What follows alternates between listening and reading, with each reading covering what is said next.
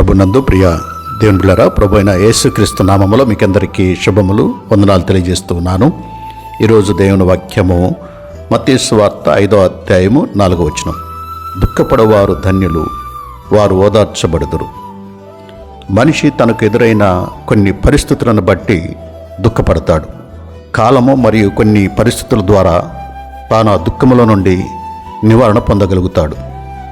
కానీ ఇక్కడ యేసుక్రీస్తు ప్రభు ఆధ్యాత్మిక జీవితంలో కలిగే దుఃఖము గురించి మాట్లాడుచున్నాడు. ఆత్మ విషయమై దీనులైన వారు దుఃఖపడతారు. దేవుని సన్నిధిలో నిలబడి ఉన్న ఒక సుంకరి దేవుని వైపు చూచుటకైనను ధైర్యము చాలక రొమ్ము కొట్టుకొనొచ్చు, దేవా పాపినైన నన్ను కరుణించుము అని దుఃఖపడుచు వేడుకున్నాడు.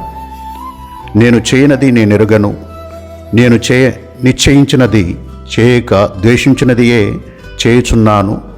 నా శరీరమందు మంచిది ఏది నివసింపదని నేను ఎరుగుదును.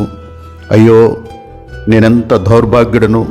ఇట్టి మరణమునకు లోనగు ఈ శరీరము నుండి నన్నెవడు విడిపించును అని విలపించిన అపోస్తలుడైన పౌలును ఈ సందర్భంలో మనం జ్ఞాపకం చేసుకోవాలి. ఇది దైవ చిత్తానుసారమైన దుఃఖం, మారు మనసునందుడికై పడు దుఃఖం. ఇది ధన్యకరమైన దుఃఖము. వీరే మార్పు నొంది పాప క్షమాపణ పొంది దేవునిచే ఓదార్చబడతారు. దేవుడు మనల్ని దీవించి ఆస్వాదించునుగాక. ఆమేన్.